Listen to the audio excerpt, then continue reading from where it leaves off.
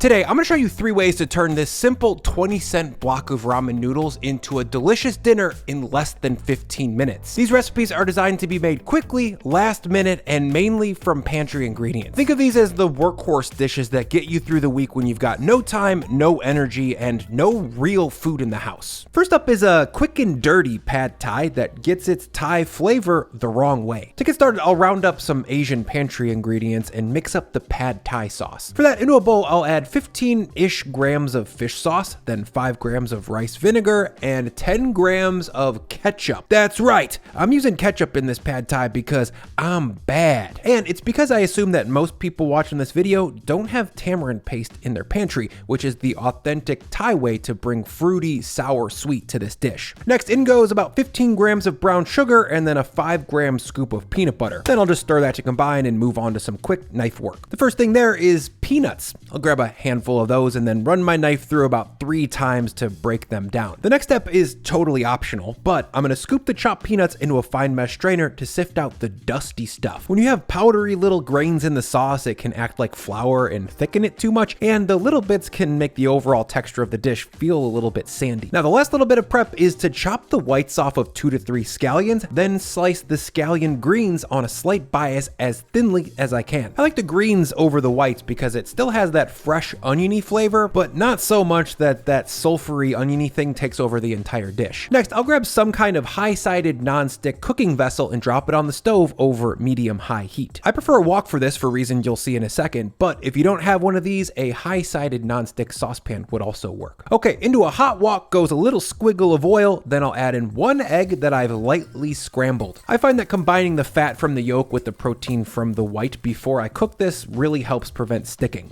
And after a little pinch of salt here, I'm gonna let this fry for 15 seconds until the egg is nicely set on the bottom side. Then I'll come back with a spatula and just scramble the thing until it's about 90% cooked. One thing that I wanna quickly mention here is that the recipes in this video will make 1 nice sized portion, but they can be easily doubled or tripled so long as you have a saucepan or a wok that can hold that much volume. And once my egg's cooked up, I'm just gonna scoot it over to a bowl, preferably the one that I'm gonna be eating out of in a second to minimize dishes as much as possible. The wok goes back over medium heat, then in goes a ziggy of oil, and then a little squirt of ginger paste, or about 10 grams worth, and then the same amount of garlic paste. And then I'll also hit this with a little pinch of chili flake. Look, I know what you're thinking. Tubed aromatics, bro? Uncle Roger is gonna murder you for this. Well, you know what? Suck my butt, Uncle Roger. These tubed aromatics stay good in the fridge for a long time, and they taste close enough to the fresh version to be useful. Tastes kind of like ginger applesauce, but it's extremely spicy,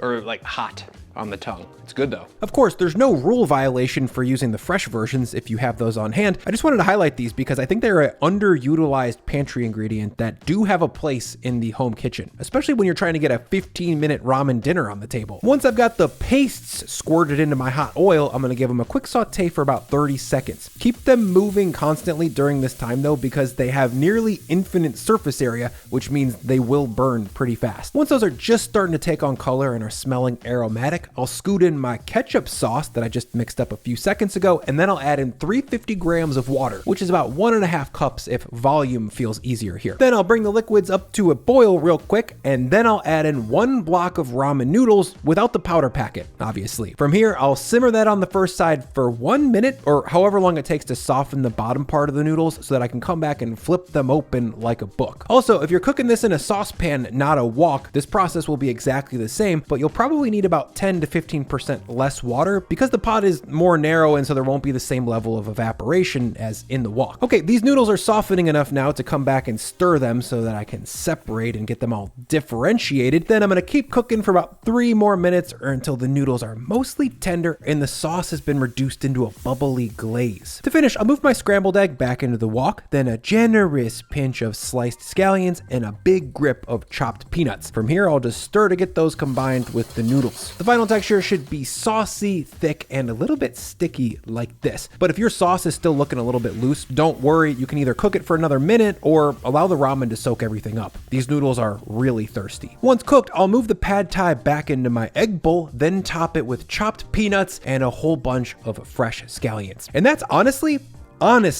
the best pad thai that I've had in 2025. That speaks a little bit to how mid Thai food in St. Louis is, but mainly it's a testament to how good this version of pad thai is. The reason that I love this dish is that it's exactly the type of thing that I would make for myself after a really long, hard day of line cooking. And I've only got like 10 minutes and a very, very small sliver of energy to put something together. It's satisfying, it's delicious, and honestly tastes pretty freaking close to restaurant pad thai considering there's ketchup in it. Ooh, there's a noodle on my hand.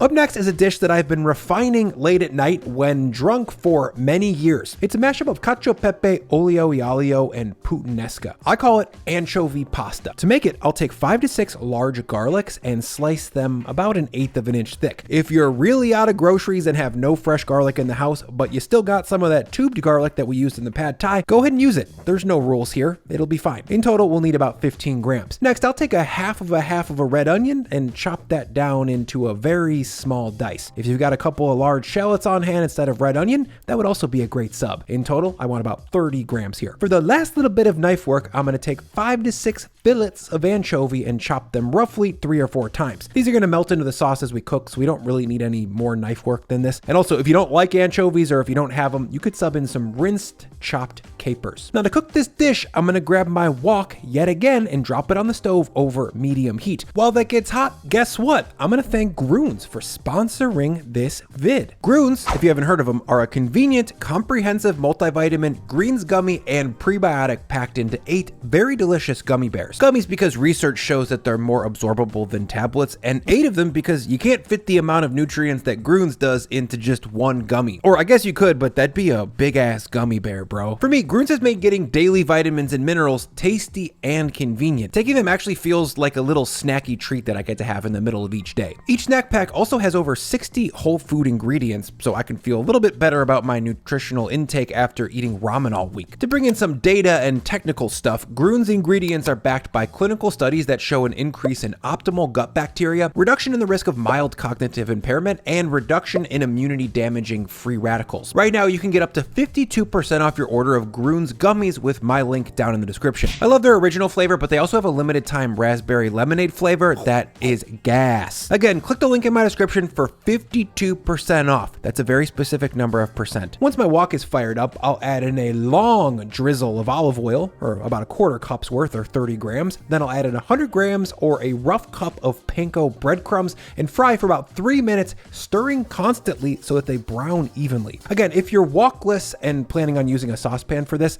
for the ramen part, that's totally fine, but you'll probably need to fry the breadcrumbs in a Sauté pan. You just need a lot of surface area for this, and a saucepan doesn't have that. After about 2 to 3 minutes of constant tossing, these breadcrumbs are nicely browned up. So I'm gonna move them over to a paper towel lined bowl to drain while I cook the noodle part of this dish. By the way, this is way more panko than you need for this dish, but these stay good in an airtight container for about a month or so, and they're a great salad topper. Over at the stove, I've wiped out the wok, and now I'm gonna add in a little drizzle of oil, and then I'll add in all of my anchovy, onion, and garlic, along with a little pinch of salt. From here, I'll jump in and saute everything together over medium heat while keeping things moving constantly so that the garlic doesn't burn. And once I've got the garlic and onion softened a little bit, I'm gonna add in a big pinch of chili flake and fry everything for another 30 seconds to infuse the oil and open up the chili's flavor. From here, I'm gonna add in 350 grams of water and then bring it up to a boil. Now it's time to cook the ramen. Just like I did for the pad thai, I'm gonna drop in 1 block for 1 portion and cook it for about a minute to soften it up. Then I'm gonna come back and flip it open like a book so that the noodles will lay flat and can be submerged in the flavorful liquid. At some point, we'll need to break apart the noodles even more by agitating them until they start to look noodly and separated. And then I'll just cook them until the liquid is mostly absorbed and the noodles are al dente. That takes about 3 more minutes. At that point, I'll kill the burner underneath. Then I'll add in a big pat of butter, that's about 20 grams, and then I'll stir that in with some serious agitation to release some starch. This is going to emulsify the sauce and make things super creamy. At this point, the thirsty ramen has soaked up too much liquid, so I'll add in a tiny splash of water and 10 grams of nice, grated Parmesan cheese. Then I'll stir that in to gently melt it into the butter sauce that we just made, and the final texture should be silky, creamy, and super glossy. Now I'm gonna quickly move these hot noodles over to the breadcrumb bowl, and then I'm gonna top generously with said breadcrumbs and then a bunch more grated parm. Finally, to bring some cacio e pepe influence, I'm gonna crack a ton of black pepper right on top. You guys, this dish is a bit of a B-man signature. Like I said, I've been making variations of it forever, including putting it on a restaurant menu, but I'll just say that this ramen version is no joke, top 3 anchovy pastas that I've ever made. I am beyond excited to eat this right now.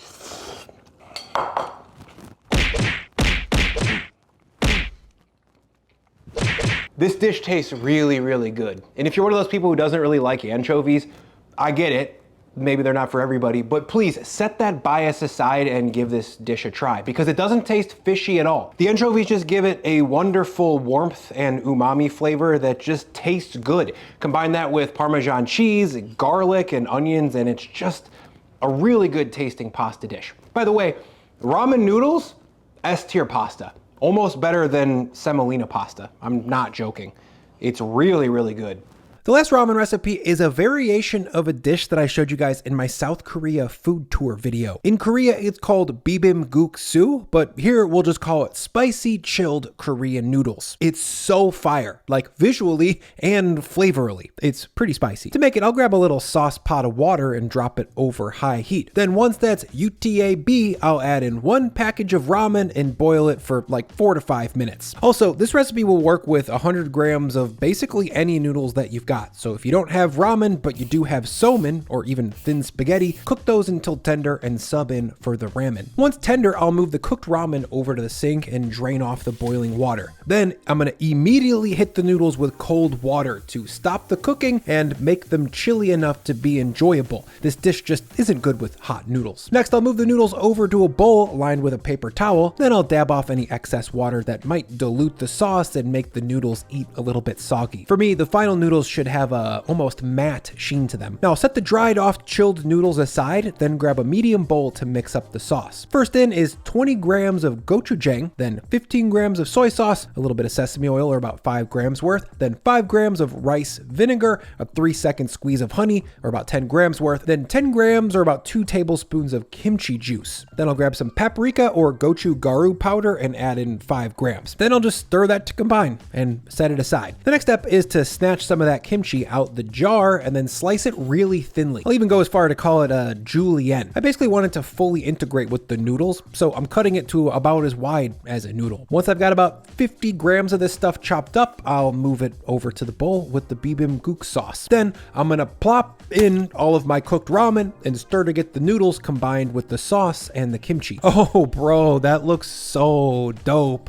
All right, let's finish it by planking out a 2-inch length of cucumber into about 1/4-inch thick pieces. If you don't have a cucumber on hand, you could sub in a sliced pear or an apple or a bell pepper. You basically just want something that's sweet, crunchy, and juicy. Then I'll slice those cucumbers that we just planked out into little julienne strips that are about as wide as the noodles. The last little bit of prep here is to very thinly slice some scallions on a bias. The best way to do that is to let the blade do all of the work and move it back and forth through the scallion. This is much better than just pressing straight down on it. That smushes the onion and breaks open all the cell walls, which makes it taste much more acrid and sulfury. Now to serve, I'm gonna move the spicy chilled kimchi noodles into the same bowl that I dried them in. Then I'm gonna top with a bunch of my fresh, snappy cucumbers and then a whole grip of scallions. The last little touch here is to add some fried crispy seaweed and a bunch of untoasted sesame seeds. Guys, I'm serious. The ratio of flavor to work in this dish is obscenely low. It's like 1 unit of work for 10 units of flavor. Did I also mention that it's beautiful to look at? There's a lot of ugly in this world, and if you can bring some aesthetics to your late night 15-minute ramen meal, it just says something about you. It shows the universe that you give a shit.